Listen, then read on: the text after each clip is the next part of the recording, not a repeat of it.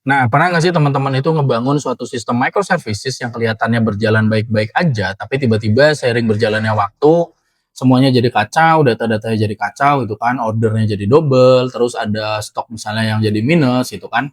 Nah, di situ masalahnya sebenarnya bukan ada di frameworknya ataupun bukan dari load balancernya, tapi sesuatu yang lebih mendasar dan lebih sering diabaikan itu adalah REST condition. Nah, buat yang belum kenal, saya backend magang, seorang backend engineer yang udah cukup berpengalaman ya kurang lebih 1 dekade gitu kan, di mana saya juga seorang backend engineer yang pernah terjebak dalam dunia konkurensi dan microservices gitu kan. Di mana dulu tuh saya pikir semua cukup dengan load balancing sama database transaction, tapi setelah banyak error yang sulit bahkan tidak bisa dijelaskan, di sini saya waktu itu akhirnya sadar gitu kalau saya belum benar-benar paham tentang arti dari kendali akses. Nah, di video kali ini kita tuh bakal bahas tentang salah satu kunci tersembunyi dalam pengembangan microservices di Golang itu adalah sync mutex atau mutual exclusion.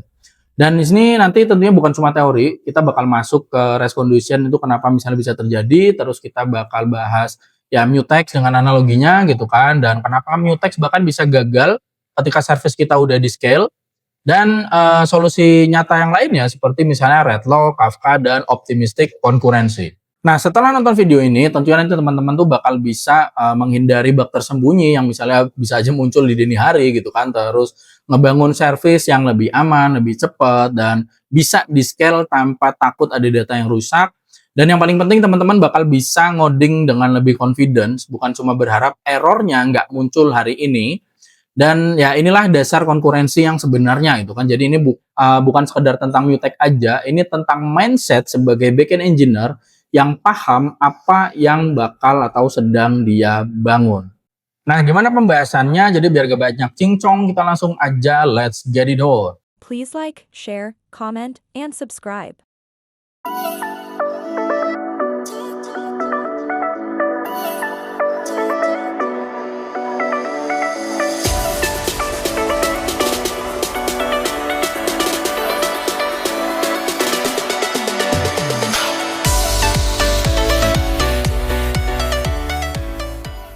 Nah, gimana kalau saya bilang bahwa apa ya kunci untuk membangun microservices yang tangguh dan punya kinerja yang tinggi di Golang itu bukanlah dari framework baru ataupun framework yang rumit, melainkan sebuah konsep dasar yang sering terlupakan dan apa ya sering diabaikan lah dalam perlombaan menuju skalabilitas. Nah, di sini kita bakal buka ya apa sih peran krusial dari mutex di Golang, di mana mutex ini adalah alat penting dalam menjinakkan kekacauan akibat akses bersamaan atau concurrent access. Jadi nanti teman-teman bakal lihat gimana sih konstruksi yang tampaknya tuh simple atau sederhana gitu kan, tapi bisa ngerevolusi stabilitas sistem dari sistem terdistribusi kita. Dia seperti itu. Nah, apa sih Bang REST condition itu gitu ya. Nah, untuk yang udah tahu ya udahlah ya, untuk yang belum tahu di sini kita belajar. Jadi bayangin aja dalam microservice yang teman-teman buat atau lagi sedang kerjakan gitu kan. Kayak apa ya, kayak kota besar lah, kayak suatu kota yang sibuk gitu kan, di mana setiap service itu adalah mobil lah gitu, mobil yang lagi jalan di jalan yang besar gitu, di mana di jalan itu ada banyak perempatan misalnya. Nah, bayangin aja dua mobil itu bakal ngelewatin satu perempatan yang sama secara bersamaan, tapi nggak ada lampu merahnya sama sekali. Ya, apa yang terjadi ya kemungkinan besar bakal tabrakan gitu kan. Nah, itu yang disebut race condition. Nah, kalau kita balik ke konteksnya saat di menggunakan Golang, race condition itu adalah ketika beberapa goroutine itu mengakses atau memodifikasi suatu hal yang sama secara bersamaan, dan hasil akhirnya itu bergantung banget sama urutan dari eksekusinya yang tentunya itu nggak bisa terprediksi. Nah, ini saya punya contoh kodenya. Jadi ini contoh simpel aja. Dan seperti biasa ya, untuk beberapa video ini saya lagi males banget buat nampilin mode share screen gitu. Jadi saya taruh aja nanti di gambar gitu kan, yang keluar di video gitu ya. Jadi ya contohnya simpelnya gini lah ya, misalnya saya punya kode ada variabel belen dengan isinya sebuah nilai gitu kan. Terus saya punya metode withdraw di mana nanti di situ dia punya argumen param amount, dan di metode itu gampangnya misalnya saya tinggal ngerubah apa yang ada di variabel balance tadi. Misalnya saya taruh nanti balance kurangi sama dengan amount gitu kan. Nah, terus nanti di function main-nya saya panggil dengan go routine, jadi go withdraw misalnya 50, terus go withdraw 30, terus nanti saya taruh time slip gitu, 1 second gitu kan, terus nanti saya print. Nah, teman-teman bisa juga praktekin kode ini nanti, karena ini harusnya simpel banget. Cuma yang jelas di kode itu gitu kan, di situ ada 2 go routine yang mencoba memperbarui variabel yang sama tanpa adanya koordinasi sama sekali. Nah, hasilnya tentunya seperti saya bilang tadi, itu tidak bisa terprediksi, dan yang lebih buruknya itu adalah apa ya? Itu tuh seringnya tuh nggak langsung kelihatan gitu loh. Jadi kayak hantu aja gitu dalam mesin gitu. Nah, dalam sistem yang terdistribusi, race condition itu bisa jadi jauh lebih rumit lagi gitu kan. Bayangin gini ya, service-service itu tersebar di berbagai jaringan gitu. Dia udah nyebar ke jaringan sana sini gitu kan. Terus mereka tuh saling memanggil API gitu. Nah, ketika pemanggilan API itu misalnya di situ nanti dia tuh menulis sesuatu, jadi kayak writing gitu ke database gitu kan. Terus dia misalnya nulis ke cache yang sama gitu kan. Nah, itu tuh nanti jadinya bergantung pada asumsi waktu misalnya gitu kan, tanpa tanpa koordinasi yang jelas untuk si race condition ini. Berarti kan dia bakal bergantung sama asumsi waktu doang gitu kan. Nah, tanpa koordinasi yang tepat itu tadi, ya kerusakan pada state itu tinggal nunggu waktu aja gitu buat meledak, udah kayak bom waktu aja gitu loh. Dia seperti itu. Nah, di dalam Golang itu ada yang namanya mutex. Jadi Sync mutex ini dia tuh gampangnya bisa kita sebut sebagai pahlawan tanpa tanda jasa dalam model konkurensi di Golang. Nah, bayangin aja mutex ini kayak satpam perumahan lah, dia tuh jaga gerbang gitu. Tapi di situ tuh kayak misalnya ada aturan gitu, cuma ada 1 tamu yang boleh masuk gitu sebelum tamu yang lainnya gitu kan. Sebelum tamu yang satu selesai, tamu lain nggak boleh masuk dulu gitu. Nah, ini kira-kira seperti itulah. Jadi misalnya ada go routine yang jalan, mutex ini bakal ngebatasin suatu go routine itu sampai beres dulu gitu, baru nanti dia jalanin go routine yang lain. Gampangannya seperti itulah ya. Ya, dalam hal ini nih berarti kan suatu memori secara bersamaan. Dan ini saya ada kodenya lagi. Jadi kalau di sini dengan metode yang sama tadi, tapi kita tambahin misalnya variabel mu gitu kan, itu dari sync mutex. Terus di dalam metode withdraw itu ditambahin mu tadi, variabel mu tadi yang udah diambil dari sync mutex. Itu nanti ditambahin mu lock sama nanti ditambahin mu unlock gitu. Nah, di tengah-tengahnya di antara mu lock sama unlock itu yang kita taruh misalnya crucial sectionnya seperti itu. Misalnya kalau di metode yang tadi berarti balance dikurangi sama dengan amount. Misalnya seperti itulah. Jadi dengan seperti itu kita tuh kan bakal ngebungkus bagian yang tadi saya sebut ya, critical sectionnya gitu loh. Jadi yang tadi ya balance min sama dengan amount tadi gitu kan. Nah, di situ kita pakai si mu lock dan mu unlock tadi gitu kan. Di sini kita tuh bakal ngemastiin adanya itu tadi mutual exclusion gitu kan. Artinya cuma ada satu go routine yang bisa masuk ke bagian tersebut dalam satu waktu. Dan untuk misalnya teman-teman mau lebih spesifik ya, jadi Golang tuh dia juga ngasih namanya sync RW mutex. Jadi itu buat skenario yang lebih lebih banyak ngelibatin pembacaan data gitu. Jadi ibarat tuh kayak gini, kayak misalnya gampangannya jadi contoh tuh ya. Perpustakaan lah, bayangin aja sebuah perpustakaan gitu kan. Di banyak orang tuh bisa ngebaca buku secara bersamaan, tapi cuma 1 orang aja yang boleh memperbarui katalog pada suatu waktu. Nah, dia seperti itu. Itu kalau RW mutex. Nanti RW mutex juga saya taruh contoh kodenya gitu. Nah, buat contoh yang RW mutex sama ya, saya taruh di gambar aja nanti. Saya seperti saya bilang tadi, saya masih males buat mode share screen gitu kan. Jadi kalau yang contoh untuk RW mutex itu ya saya bikin variabel misalnya RW mu gitu kan. Di situ nanti saya ambil dari sync RW mutex.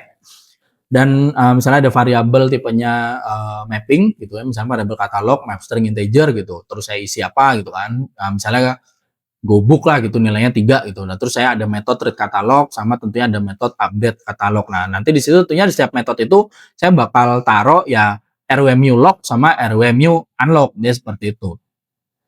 Jadi sebenarnya kurang lebih sama-sama aja, cuma itu kayak lebih gini loh. Jadi teman-teman tuh pakai RW mutex kalau misalnya teman-teman tuh butuh read konkurensi yang tinggi, tapi tetap pengen ngelindungin data dari konflik saat adanya penulisan. Intinya seperti itu. Jadi gambarnya kayak tadi ya, ketika perpustakaan bukunya banyak dibaca orang, tapi cuma ada 1 yang bisa ngupdate katalog di satu waktu. Gampangannya seperti itu.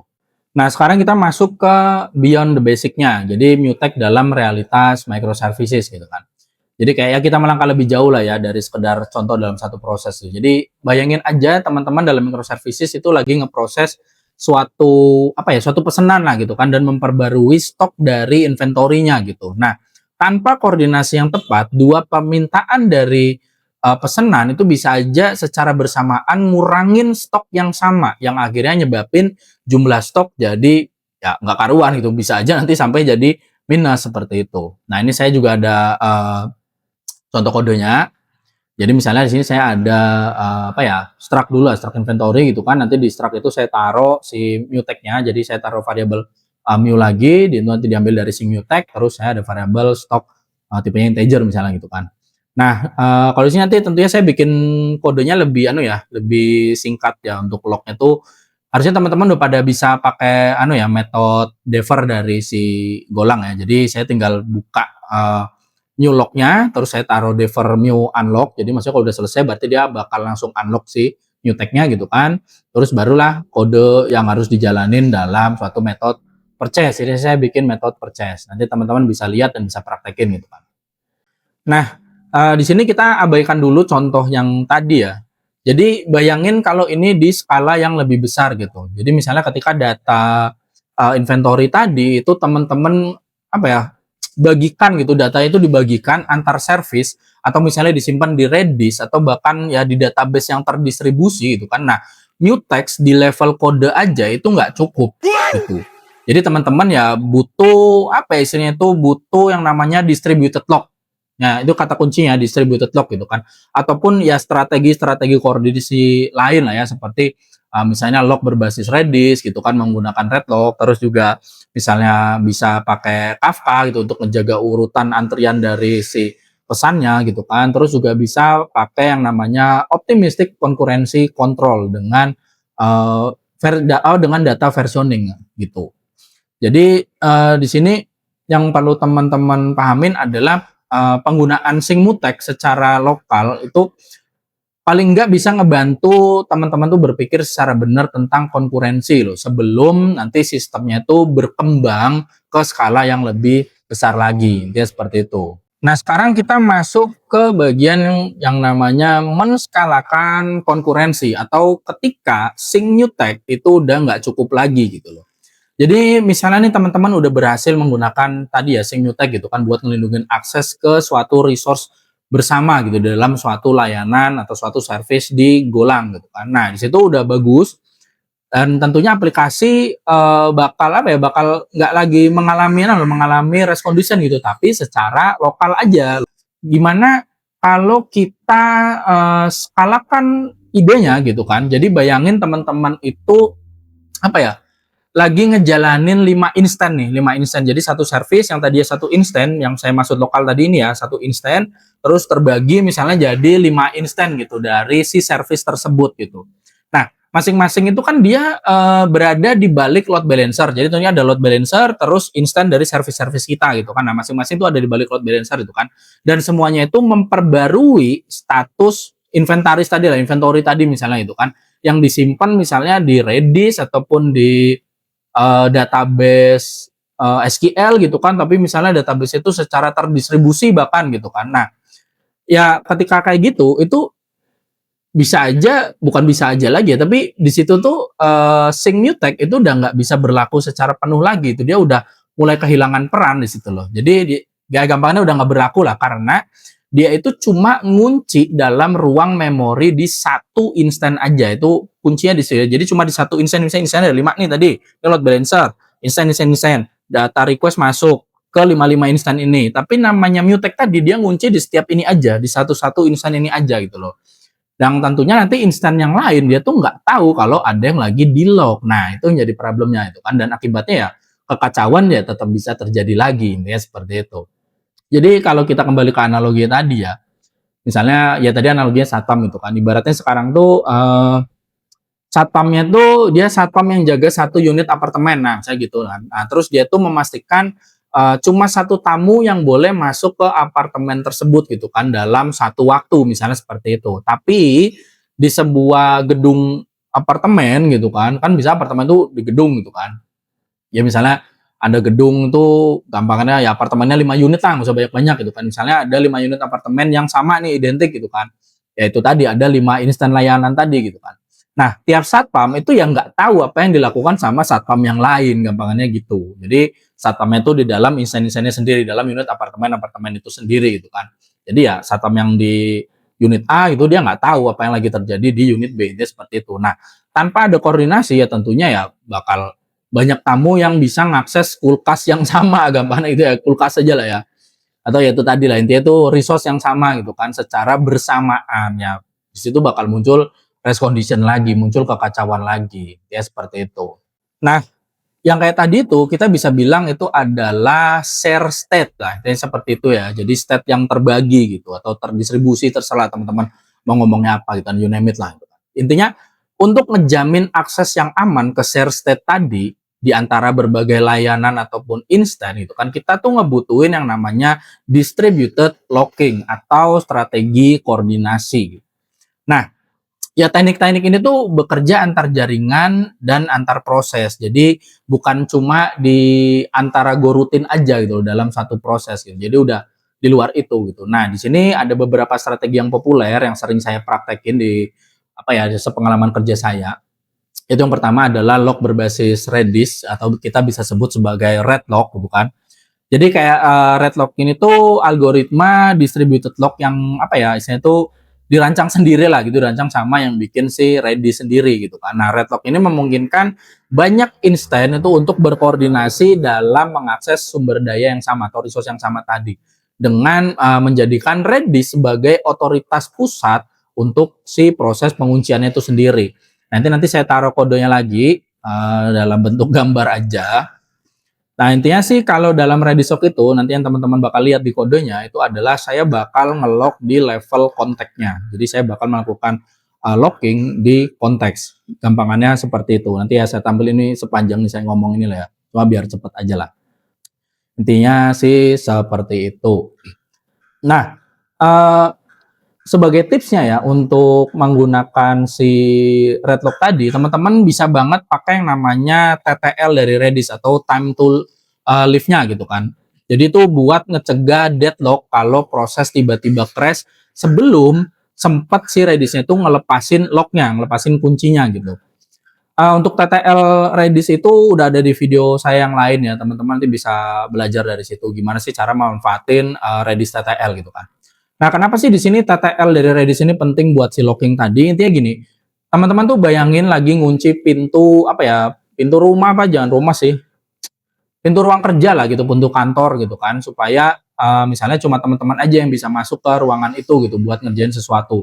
Nah, setelah teman-teman selesai, nanti kan teman-teman nanti keluar gitu kan, terus ngebuka lagi pintunya supaya orang lain juga bisa masuk ke situ. Ibaratnya ruang kerja pribadi yang cuma bisa dipakai satu-satu orang gitu. Kayak ruang kerja nggak enak ya.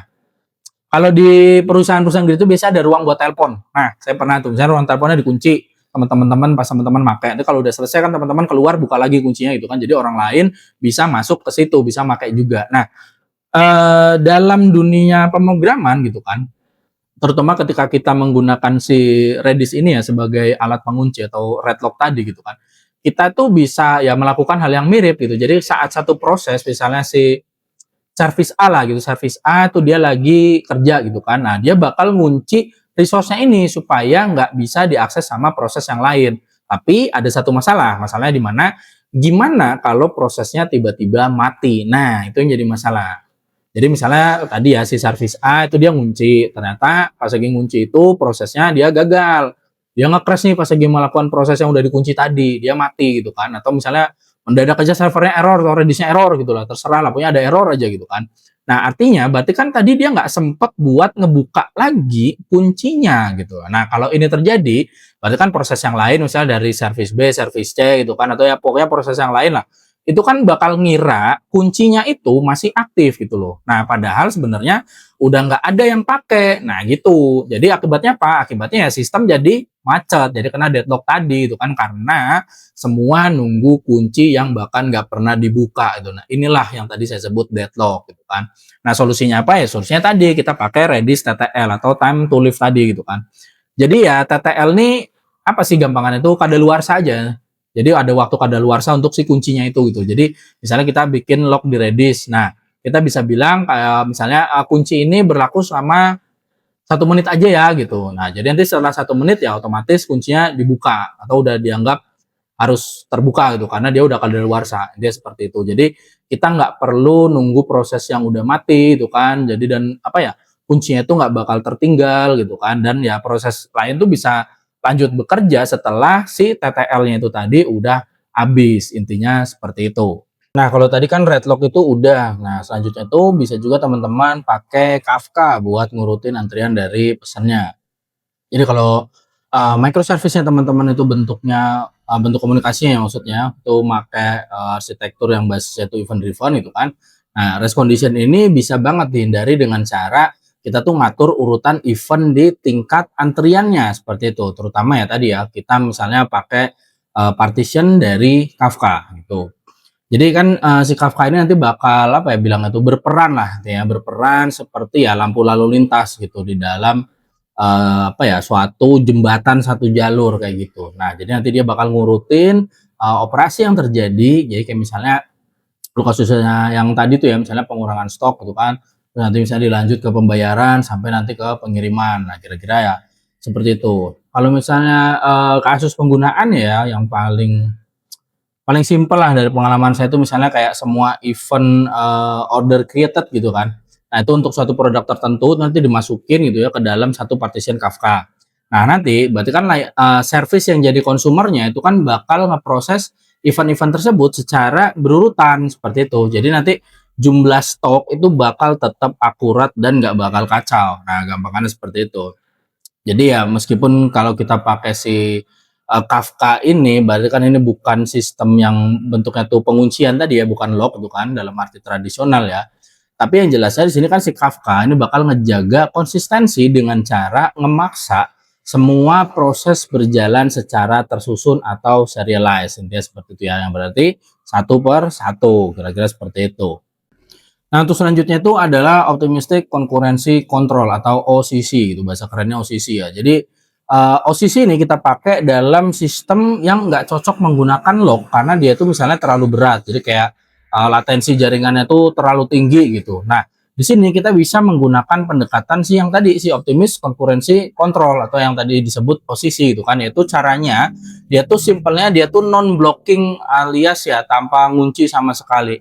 Cara kerjanya kayak apa? Jadi apa ya? Setiap data di database itu gampangnya dia kayak punya kolom buat versi gitu. Kayak misalnya ada kolom version gitu kan, terus nilainya 5 gitu misalnya. Nah, sebelum kita memperbarui data itu kan, nah service itu bakal meriksa dulu gitu loh. Apakah versi data ini masih sama seperti terakhir kali kita baca. Nah, seperti itu. Nah, kalau versinya masih sama berarti ya nggak ada yang ngubah kan ya, berarti proses update itu bisa dilakukan. Tapi kalau versinya berubah ya berarti kan ada service yang lain atau intinya udah ada sesuatu yang lain gitu kan yang udah lebih dulu ngubah data itu tadi gitu. Jadi update dari yang misalnya kita datang requestnya ini berarti kan itu harusnya ditolak seperti itu. Nah, nanti di sini kita bisa milih untuk ngasih misalnya retry gitu kan, coba ulang gitu kan, ataupun kita bisa kasih pesan error ke depan. Ini seperti itu. Nah, di sini ada kodenya juga, nanti saya taruh di gambar ya. Jadi ya kodenya bentuk pseudocode SQL aja ya. Yang intinya di kode ini gitu kan, kalau misalnya si versi 5 ini nggak cocok gitu kan, berarti kan query bakal gagal seperti itu. Nah, nanti jelasnya kalau seperti itu kan berarti kita tanpa perlu menggunakan log sama sekali gitu loh. Namun kita tuh tetap bisa ngejaga keamanan data dari konflik seperti itu. Nah, di dalam penggunaan Golang gitu ya, strategi-strategi yang kayak gini nih bisa banget ya teman-teman pakai misalnya lewat SQLX gitu kan, atau GOM gitu kan, atau ya driver database apapun lah yang bisa mendukung proses transaction gitu dan pembaruan bersyarat atau conditional update. Intinya seperti itu. Nah, kenapa sih Bang belajar Sync Mutex ini masih penting gitu kan? Padahal tadi Abang udah jelasin kalau kita tuh ujung-ujungnya Mutex itu bisa nggak cukup gitu kalau kita sistemnya udah scale ataupun ya udah sangat-sangat terdistribusi gitu kan. Ya memang seperti itu ya, meskipun nanti pada akhirnya teman-teman tuh bakal menggunakan strategi koordinasi terdistribusi tadi gitu kan. Tapi memahami konkurensi di level lokal instan melalui Sync Mutex tadi itu tuh adalah hal yang paling mendasar yang tetap relevan, karena di situ kan berarti bakal ngelatih intuisi teman-teman nih tentang bagian-bagian yang kritis mana itu kan, section-section yang kritis mana itu kan dalam kode, atau tadi kita sebut sebagai critical section gitu kan, dan gimana data bersama atau share state tadi itu harus dijaga, ini seperti itu. Terus di sini juga kan berarti teman-teman bakal belajar tentang biaya penggunaan log itu sendiri, serta gimana nyusun kode supaya tetap aman dan efisien. Dan selanjutnya itu ya ini bakal mempersiapkan teman-teman gitu kan untuk memahami distributed log itu sendiri gitu kan, yang sebenarnya itu adalah mutex aja tapi dalam skala yang lebih besar seperti itu. Jadi ya ini kayak mutex tapi dalam skala lebih besar, yang berarti cuma ditambah kompleksitas ya, seperti tadi ya landasan jaringan gitu kan, bisa dengan ada mekanisme retry gitu kan, ataupun ya partition tolerannya seperti itu. Intinya seperti itu. Ya kira-kira gini aja sih ya dari saya, insya Allah ini bermanfaat buat teman-teman semua. Support terus Backend Magang dengan subscribe, like, dan share, karena dengan support dari teman-teman tentunya Backend Magang akan terus semangat berbagi pengalaman kerjanya dalam bentuk video seperti ini ataupun ebook yang saya tulis. Dan ini juga versi lengkapnya ada ebooknya ya, nanti saya taruh di link description dan teman-teman bisa cek kalau emang tertarik dengan ebooknya seperti itu. Dan tentunya jangan lupa share. Kenapa? Karena siapa tahu temannya dari teman-teman gitu kan, ada yang lagi belajar hal tertentu atau lagi ada dalam problem tertentu yang mungkin insya Allah bisa kebantu dari video yang saya buat. Intinya sih seperti itu aja. Jadi gitu aja dari saya. Sekian, salam Backend Magang.